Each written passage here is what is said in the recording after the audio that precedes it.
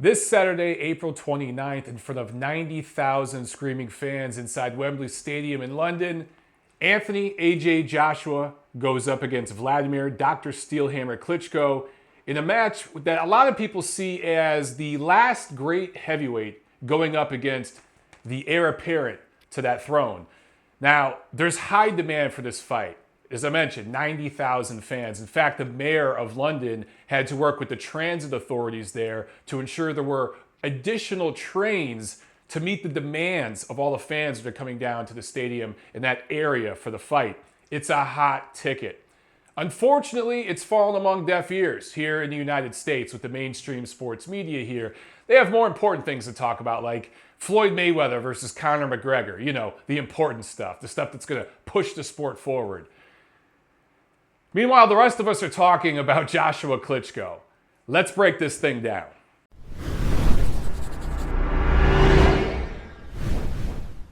Now, real quick, before I get into the X's and O's, the matchup, I just want to talk more about the crowd. I talked about Mayor Sadiq Khan working with the transit authorities to make sure there were enough services to meet the demands. But big crowds over in the UK, you guys are no stranger to crowds like this. And here in the United States, we've had some too. But this is truly a historical event. You're talking 90,000 fans. That hasn't happened in a long time. If you go back to 1927, when Gene Tunney and Jack Dempsey fought their rematch in Chicago, over 100,000 fans filled Soldier Field that day. In 1938, Joe Louis, Max Schmeling, their rematch had over 70,000 in Yankee Stadium. The following year, 90,000 filled White City Stadium in London to see Len Harvey fight Jack McAvoy.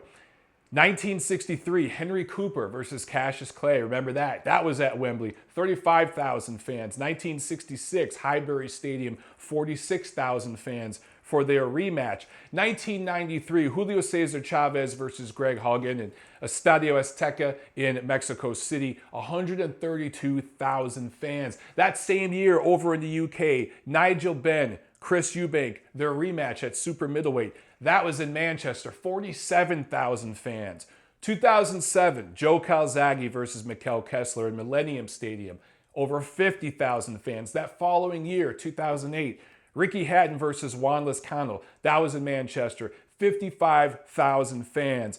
You remember a few years back in 2014, Carl Froch, George Groves in Wembley, their rematch, 77,000 fans. This one is going to outdo all that, right? Because you're talking 21st century, 90,000 fans inside of a stadium. That just doesn't happen much in boxing anymore. This is truly, truly historical. And I think that more people need to pay attention to this fight. For those of you who don't know, it did get picked up here in the United States on premium cable. The live broadcast will be on Showtime, and then the replay will be on HBO later that night. So fans in the United States are going to get to see this thing live. For those who can't catch it live, because it'll be on in the afternoon here in the US, they could catch the replay later that night. A little confusing with the Showtime HBO situation, but that's another rant for another day. And that's enough about the crowd. Let's talk a little bit about tail of the tape. And then I want to talk about some of the X factors and just the numbers at this matchup, because I think it's really, really fascinating when you look at these two fighters. One is so much more experienced, and when you really start to look at the numbers, you just see how clearly the difference between them is. But starting with the actual size of the fighters, they're both pretty much the same. Both guys right around 6'6". Klitschko listed at an 81-inch reach, Joshua at an 82-inch reach. Vlad has come in the low to mid 240s recently. AJ comes in a little heavier, mid to high 240s, right? So in terms of size and strength, these guys are pretty much built the same. Arm length, all of it. Of course, Klitschko is a little older, so his strength has faded. He's past his physical prime. AJ is right in the midst of his.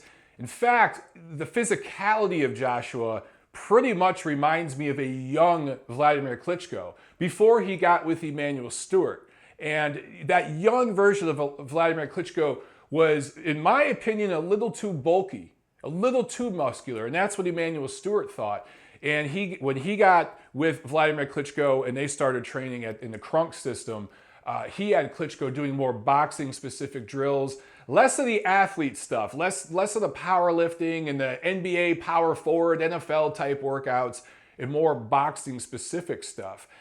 Will Joshua transfer to that type of training as he becomes a veteran in this sport? That remains to be seen. But in my opinion, Joshua's a little too bulky right now. And I don't know if that's going to help him against Klitschko. It could hurt him against Klitschko. We'll talk more about that in a second. But let's talk about some more of these numbers.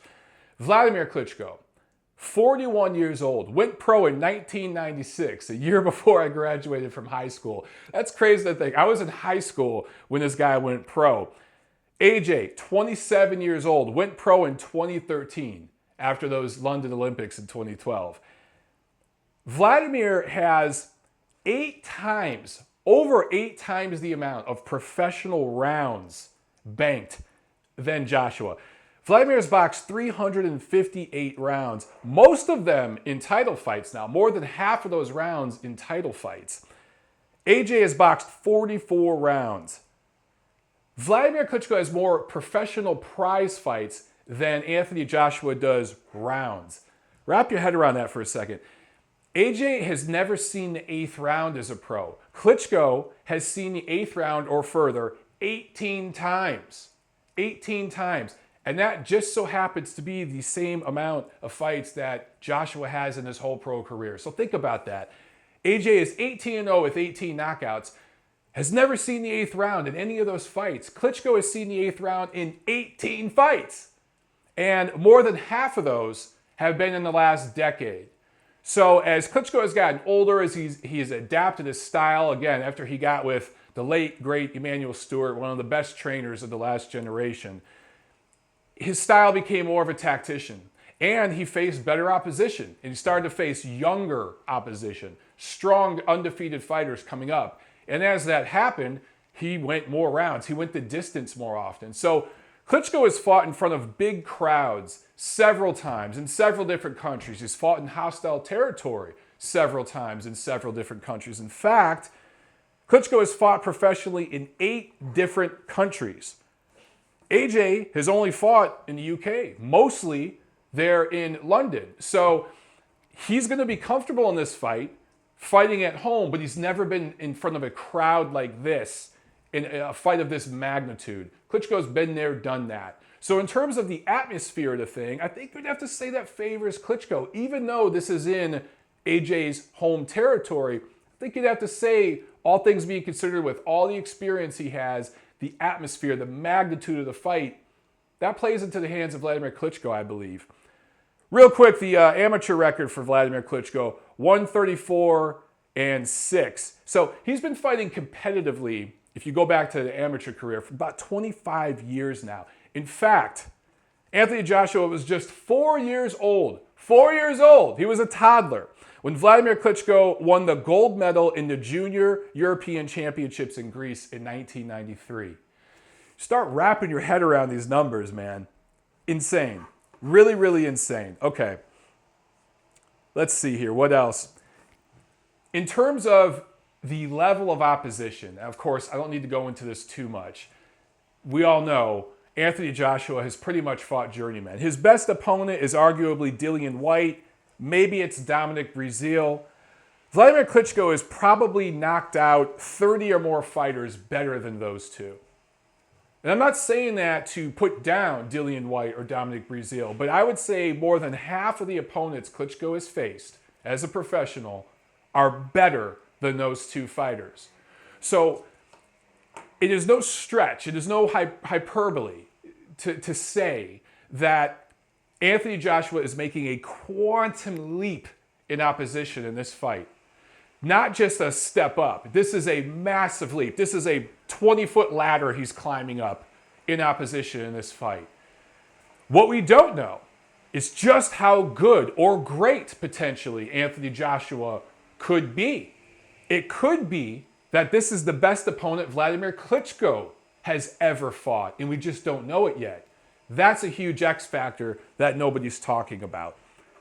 Okay. Let's talk a little bit about the X's and O's here. Now, Wladimir Klitschko hasn't fought in a year and a half, right? And I mentioned before, he's in his 40s. A lot of times with these older fighters, the long layoffs like that kill them. Klitschko's already a dull blade, right? He's past his best. He's past his prime. Has this layoff dulled the blade further? Are his reflexes a hair slower than they were in 2015 when he last fought? Or, as we have seen a few times, has this layoff helped rejuvenate him a little bit? As I mentioned, he's been fighting at a competitive level internationally for 25 years now. Has this break given his body some time to rest, some time to heal? Will it do him good? That remains to be seen. But in the 18 months, in the year and a half he's been off, AJ's fought 4 times. So you have one guy whose blade we already know is dull. Potentially it could be even duller after this long layoff. The other guy's been sharpening that blade 4 times while this guy's been sitting on the sidelines. So one guy has a dull blade, one guy's blade is peak sharpness, right? Can cut through metal. We know that about Joshua. So another X factor. Will that layoff help Klitschko? Will it hurt him? And we've seen examples of both. Usually at this stage, particularly with heavyweights, it hurts a fighter at Vladimir's age. But sometimes they look great after a long layoff like this. We've seen Floyd Mayweather come back off a long layoff. We saw Bernard Hopkins come off of layoffs. We can go back to guys like Sugar Ray Leonard in previous generations that look good off layoffs, but they also look bad coming off of certain layoffs as well. So there's a lot going on here in this fight. The situation that I just can't think of a comparable situation in recent times where we had a former great fighter, an all-time great, a former champion who owned a division for a decade, coming off a long layoff like this to fight the guy many see as his heir apparent, the killer who's knocked everybody out. And not only doing that, but traveling to his backyard in front of 90,000 fans to do it. I just can't think of a time that this has happened. But if we go back to 2015, Klitschko fought twice that year. Early in the year, the spring, he fought Bryant Jennings in New York, in Madison Square Garden. I was ringside for that fight. In fact, I was there in New York the whole week. I went to the workouts, to everything, covered that fight extensively. And then in the fall, he fought Tyson Fury in the UK in an awful fight that he lost. Now, in both of those fights, even the Bryant Jennings fight, he didn't look great. He didn't look good in either of those fights. And a lot of people thought that he was getting older and just couldn't pull the trigger anymore. And that's what it was. They attributed it to his age. And these were 2 young, hungry, undefeated fighters giving it their all. And that's true. And I think there's an element of that here. But I think that people are underestimating what Bryant Jennings was able to do, and especially what Tyson Fury was able to do, and how and why they were able to do it. When you look at Bryant Jennings, okay, I think that his preparation for that fight, his motivation, that was the pinnacle, the peak of his career. And it's a shame that he hasn't fought seriously since then. He only fought once after that, and he was blown out by Luis Ortiz. Was not 100% for that fight. Mentally, I just think the loss to Klitschko changed him, and I don't know if he'll ever come back. I thought it's a shame because I thought he had the potential to be a top 10 contender for years to come. But Bryant Jennings, his style, peekaboo, right? But very physical, a grinder, and he would burst in and burst out. Good athlete. He could move well with his feet, fast. And what he was able to do was get inside of Wladimir Klitschko and smother his work. Wladimir likes to be on the outside. He likes to dictate pace. He likes to jab, jab, jab, and then grab, right? When you get close to him, he grabs you. But he likes to do the grabbing. He likes to do the lunging and grabbing. He doesn't like when you lunge to him, particularly if you're lunging in behind a hard jab or if you're coming in side to side. If you're coming in with athleticism, that's hard for him to negate.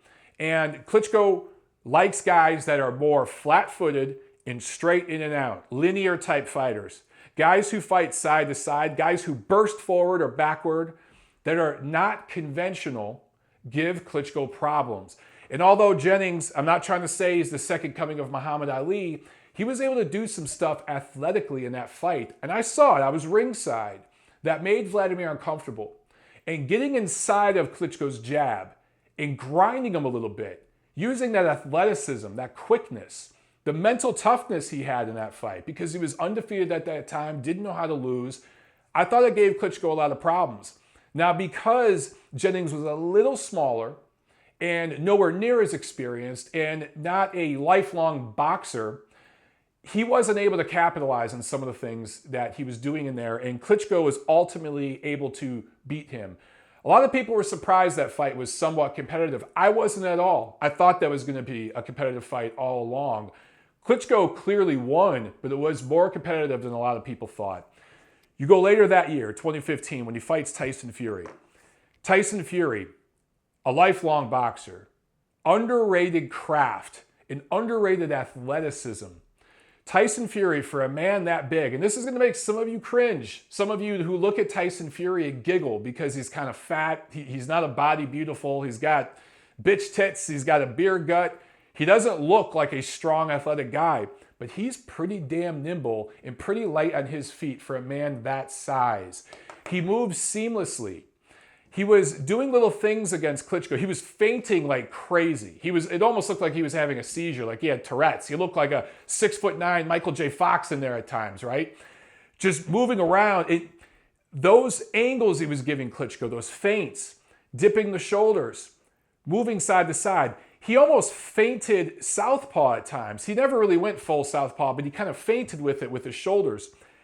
That messed Klitschko up to where he couldn't comfortably find places to shoot his jab, because he knew if he did, the target wasn't going to be there and there was potentially going to be a counter shot. And that happened a few times. And Fury had the height and range to do that from the outside and land. Something that Bryant Jennings and other smaller fighters just weren't able to do against Klitschko.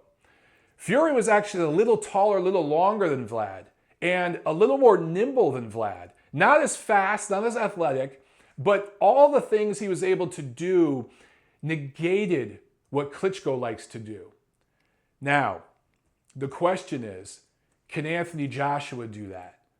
When I look at Anthony Joshua, he doesn't fight like Bryant Jennings. And let's be clear, he's much, much better than Bryant Jennings. I would never compare them in terms of quality, right? But he doesn't fight like Jennings does. And he doesn't fight like Tyson Fury does. I'm not so sure he's a better heavyweight than Tyson Fury. I don't know who I'd favor in that fight. Right now, you'd have to favor AJ, of course. But Tyson Fury at his best might pull the same number he pulled on Wladimir Klitschko against AJ. Anthony Joshua is very linear, straightforward, straight backward. He's a back foot fighter. He stays on the back foot, he jabs, sets you up, throws a right hand. He's very good at setting up that right hand. I've seen him shift and move guys, not just a straight jab, but a cupping kind of jab to move him in position and hit him. I've seen him shift to get his right hand off instead of being here, maybe feinting and then shifting and then shooting it. Very good with those type of movements. But hooks, uppercuts, he can throw some of that stuff, but that's not his game. So far, and again, we've only seen him in there against journeymen, so we haven't seen him tested. We don't know if he has those extra elements because no one's pulled it out of him. But we've seen him fight straight forward, straight backward, back foot, sets things up on the jab, comes over with the right hand. A very prototypical, conventional, 21st century big heavyweight. And that's exactly what Wladimir Klitschko likes. Now, Klitschko likes fighting that type of heavyweight that's a little smaller than him. Maybe not as fast and athletic. And that's how he reigned over the division for so many years. There were very few fighters he faced where he was looking straight at them eye to eye that had similar physical attributes and strength and power. Joshua has that, right? And at this stage of their lives, I think Joshua's the stronger guy. Now, a prime Wladimir Klitschko 10 years ago, I think was more athletic, faster, stronger than AJ, just naturally. But at this stage, AJ is the stronger guy. And what's going to be interesting to see is who can establish the distance in those early rounds and establish the pace. And for me, that's the key to this fight. People talk about the chin. They talk about Wladimir Klitschko's chin. Some people talk about Anthony Joshua's chin. Apparently Joshua has been dropped a few times in sparring. We all know that Klitschko's been dropped multiple times in his career, in the early half of his career.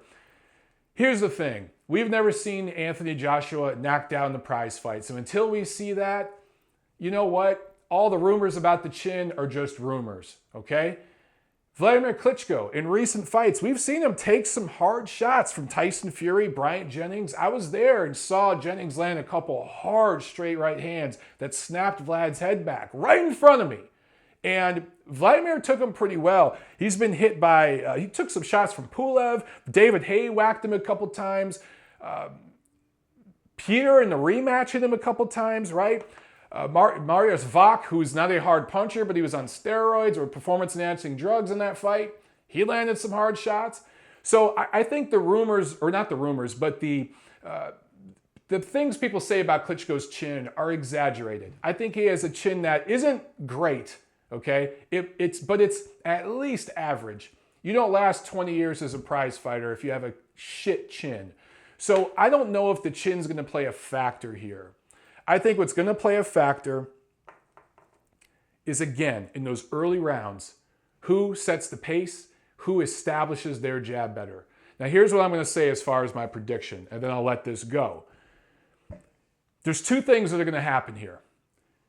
If Wladimir Klitschko has gotten even older overnight, okay, we saw him get old overnight in 2015.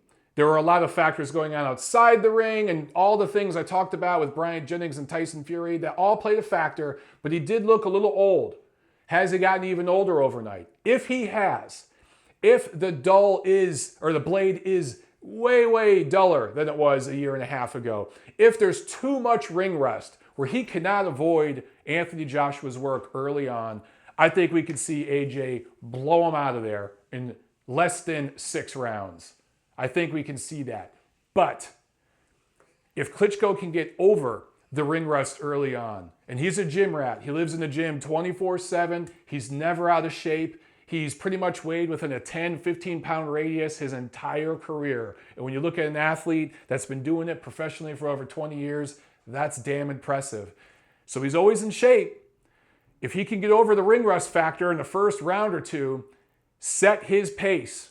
If AJ allows Klitschko to set his pace, land jabs from the outside, get off on the outside, and then get inside on AJ, for Wladimir, get his chest on AJ's shoulder, lean on him here. Get on this shoulder, lean on him here. That's what Vlad likes to do. He's not going to come straight in and lean on you. He's going to get off with his 1-2 or maybe a couple jabs and then get over on the side, get over on the shoulder. If Wladimir is able to do that and start leaning on Joshua, no one's done this to him yet. No one. Not Brazil, not Dillian White, none of them. If Wladimir does that early on and he's able to survive that early storm, because I think AJ is going to try to get his respect early and make a point early in this fight. And I think AJ has to do that. If Klitschko can survive that and this thing gets into the middle rounds and we go past the 6th round, I think AJ is going to start to question himself. I think Wladimir is going to get in a rhythm. And when it comes to rhythm, Wladimir Klitschko is the better rhythmic fighter. If you look at him at his best when he's fighting in rhythm, he's got one of the best heavyweight rhythms as far as the super heavyweights, the big, big heavyweights of all time. I think his rhythm is sweeter than Lennox Lewis. Yes, I'm going to say it. At his best, when he's in his zone, his rhythm is beautiful. It really, really is. If he can get in that rhythm and get into the middle rounds with Joshua, I think the youngster is going to start to question himself. I think the veteran's going to gain confidence. And one thing about Wladimir, he's not going to take a chance if he doesn't need to. So he's not going to get cocky in there. If things start working for him, he'll just coast. He's totally comfortable sticking the joint out, jabbing, grabbing, scoring points, and winning a decision. He's not going to get cocky and then in the 9th round, go for it, miss, and get knocked out. He's going to get confident and coast and win a decision in a big upset. So I've been tossing these two things around in my head since this fight was announced months ago. And I keep going back and forth. And I don't know what it is. I just have a hunch that Wladimir Klitschko is going to pull it off. and I think he's going to survive the early onslaught, take this thing into the middle rounds, start landing some jabs and right hands, start smothering AJ. You're going to start seeing AJ's mouth open, heavy breathing. This thing's going to go to the late rounds. Wouldn't be surprised if it's very, very close on the cards going into the championship rounds. But I think Wladimir Klitschko is going to pull it off. The judges might have this thing a lot closer. It might be a 7 rounds to 5, 8 rounds to 4 type of thing, and one judge has it for Joshua. It could be something controversial like that. But I just have a hunch. I'm going with Wladimir Klitschko by upset decision. Now, I've had hunches like this before and looked like a total buffoon, looked like a total idiot. I've gotten these things wrong too many times, but hey man, that's why they fight the fights, and that's why we call the fights and predict them, right? So I'm stepping out on a ledge. I think that this is such an important historical fight.